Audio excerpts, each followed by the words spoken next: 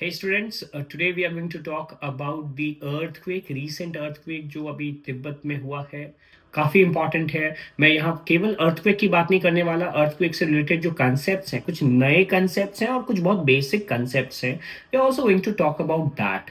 Now अभी जो ये अर्थक्वेक तिब्बत में हुआ है, नाउ ये अर्थक्वेक इतना इंपॉर्टेंट क्यों है? तो इंपॉर्टेंट अर्थक्वेक की इंटेंसिटी से निर्धारित होती है। ऑब्वियसली ये अर्थक्वेक एक इंटेंस अर्थक्वेक है, ये तो है ही। ऑब्वियसली लगभग 126 कैजुअलिटीज हुई हैं, 126 लोगों को जान गंवाना पड़ा है इस अर्थक्वेक में। लगभग 200 से ज्यादा लोग घायल हैं। ये भी एक बहुत इंपॉर्टेंट पॉइंट है इस अर्थक्वेक का, कि एक बहुत लार्ज स्केल पे अर्थक्वेक हुआ है। एक बहुत इंपॉर्टेंट पॉइंट यहाँ पे ये भी आता है कि ये जो अर्थक्वेक है, ये जो बेसिकली मैसिव अर्थक्वेक है, जो कि इतने सारी कैजुअलिटीज और इतने सारे जो है इंजरीज के साथ आया, ये पहली बार नहीं हुआ है। इनफैक्ट 1950 में 8.6 के इंटेंसिटी का, जो 8.6 के इंटेंसिटी का अर्थक्वेक 1950 में आया है इसी इलाके में, तिब्बत के इसी इलाके में। इनफैक्ट ये इलाका बहुत इंटरेस्टिंगली माउंट एवरेस्ट के काफी नजदीक था, और माउंट एवरेस्ट के काफी नजदीक होने के कारण नेपाल और तिब्बत के बॉर्डर पे, तो नेपाल में भी इसका खासा इंपैक्ट हुआ है। तो ना सिर्फ नेपाल में, ना सिर्फ जो अलाइड एरियाज हैं, जैसे हम तिब्बत कह दें, चाइना कह दें, इंडिया के भी बहुत सारे पार्ट में, इंक्लूडिंग बिहार, इंक्लूडिंग पटना में, इसका बेसिकली बहुत ज्यादा इंपैक्ट हुआ है। और ऐसा भी हम लोग जानते हैं कि हिमालयाज जो है वो एक बहुत ही जियोलॉजिकली एक्टिव जोन है। एक बहुत ही पावरफुल अर्थक्वेक हिमालय में लगातार आते ही रहते हैं। और ये अर्थक्वेक, जैसा हमने बताया, रिक्टर स्केल में चाइनीज अथॉरिटी कहती है 6.8 स्केल का है, और अगर यूएस की अथॉरिटी की बात करें तो वो 7.1 के आसपास का बता रहे हैं। और ये बता रहे हैं कि टिंगरी टाउन में लगभग सुबह के 6:35 में ये अर्थक्वेक, 6:35 में ये अर्थक्वेक आया। अर्थक्वेक ट्रिगर कैसे हुआ? अर्थक्वेक ट्रिगर हुआ जब एक ब्लॉक, जिस ब्लॉक को कहते हैं लासा ब्लॉक, तो लासा ब्लॉक में सेस्मिक एक्टिविटी होने लगी, और इस कारण से अर्थक्वेक ट्रिगर हुआ। और इस ट्रिगरिंग के कारण जो है वो बेसिकली ये जो पूरा का पूरा सिनेरियो है वो डेवलप हुआ। नाउ अब इस पूरे प्रोसेस को अगर हम देखें तो इसमें एक बहुत इंपॉर्टेंट पॉइंट ये हो जाता है कि अर्थक्वेक तब ट्रिगर होता है, अगर हम इसको समझें, कि जब दो स्लैब ऑफ लैंड आपस में टकराते हैं। और जब ये स्लैब ऑफ लैंड कोलाइड करते हैं, जैसे ये इंडियन प्लेट है, ये यूरेशियन प्लेट है, और ये आपस में टकरा रहा है, इसके रिजल्ट में बीच में एक जोन क्रिएट होता है जिसको हम कहते हैं zone of mountain, fold mountains. तो मान लेते हैं ये जो ऊपर क्लोथ रखा हुआ है ये फोल्ड माउंटेन है, और ये स्लैब अगर जब आगे आ रहा है तो देखो ये जो बीच का सेडिमेंट है वो क्रश हो रहा है, और कुछ ऊपर जा रहा है और कुछ नीचे जा रहा है। इसी को हम लोग कहते हैं एंटिक्लिन और सिंक्लिन। ऊपर जो ये मुड़ करके जा रहा है उसको एंटिक्लिन कहते हैं, जियो एंटिक्लिन, और जो नीचे मुड़ जाता है उसको जियो सिंक्लिन कहते हैं। इस तरीके से अर्थक्वेक बेसिकली डेवलप होता है। तो ये जो इंपैक्ट हो रहा है, ये जो दो स्लैब आपस में टकरा रहे हैं, इन स्लैब के टकराने के कारण यहां टेंशन, एक टेक्टोनिक जोन क्रिएट होता है, और ये टेक्टोनिक जोन अर्थक्वेक लाता है। लेकिन यहां पे एक बहुत इंपॉर्टेंट कंसेप्ट है जिसको कहते हैं स्लैब टियर का कंसेप्ट। एक नया कंसेप्ट है जिसको आप लोगों को ध्यान में रखना होगा। इनफैक्ट अभी भी इसके ऊपर रिसर्च चल रहा है। स्लैब टियर क्या है उसको भी हम लोग इस एग्जांपल से समझेंगे। पहले देखिए, ये एक किताब है, एक बुक है, ये भी एक बुक है। और बुक का जो नेचर क्या होता है कि बुक के ऊपर एक मोटा कवर होता है, ये हार्ड कवर है, और इसके बाद इसके पेजेस हैं। इनफैक्ट देखेंगे कि ये जो पेज है और ये जो कवर है, ये कवर थिक है, इसकी डेंसिटी अलग है, और यहां पे अलग है, ये थोड़ा रिलेटिवली सॉफ्ट है। इसके साथ भी यही है। इनफैक्ट हमारे अर्थ के क्रस्ट के साथ भी ऐसा ही होता है।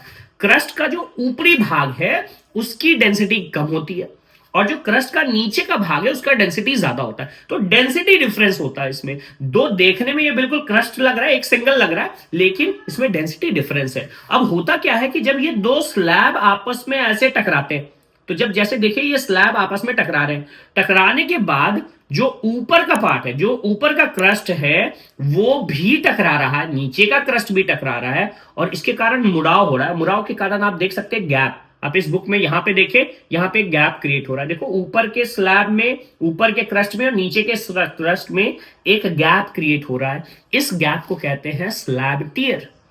और ये जो गैप इस तरह से मुड़ने के कारण जो यहां क्रिएट हो रहा है, ये स्लैब टियर आप पूरे के पूरे तिब्बतन एरिया में देख सकते हैं।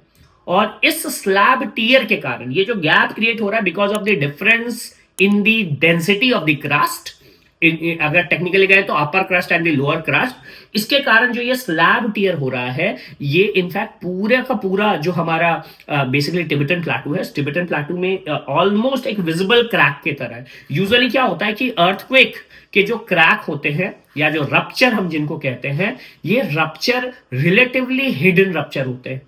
इनको बेसिकली हम लोग जो है सूचर्स कहते हैं। सूचर जोन इसलिए भी कहते हैं क्योंकि सूचर क्या होता है कि ये ऐसा जोन होता है कि भाई अर्थ में, जमीन में क्रैक हुआ, लेकिन फिर because of the exogenic reason, बाहर के फोर्स, मिट्टी आती है, बारिश होती है और वो उस क्रैक को भर देती है, तो पता नहीं चलता कि क्रैक। लेकिन ये जो स्लैब टियर है, ये स्लैब टियर इतना बड़ा स्लैब टियर है कि ये सैटेलाइट इमेज में तिब्बत के ऊपर दिख रहा है। वैसे इस स्लैब टियर से अर्थक्वेक के नेचर को पढ़ने में बहुत सारी मदद मिल रही है। इनफैक्ट अर्थक्वेक के अंदर स्लैब टियर से अलग अलग तरह के गैसेस निकल रहे हैं।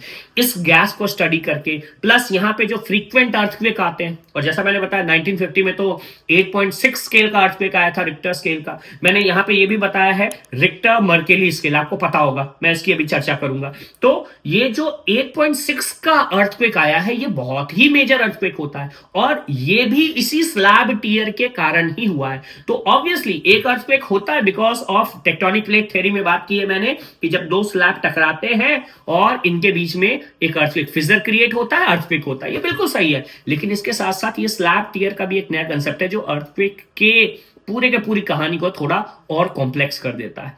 यहां पे एक बहुत इंपॉर्टेंट पॉइंट जो है मैं आपको मेंशन करना चाहूंगा, जो मैंने अभी थोड़े समय पहले भी बताया था कि जो अमेरिकन अथॉरिटीज है, जो यूएस जियोलॉजिकल सर्वे है, वो बताता है कि ये जो अर्थक्वेक है 7.1 की इंटेंसिटी का है, जबकि चाइनीज अथॉरिटी बता रही है 6.8 का। ये डिफरेंस क्यों है? देखो, दोनों रिक्टर स्केल ही यूज कर रहे हैं।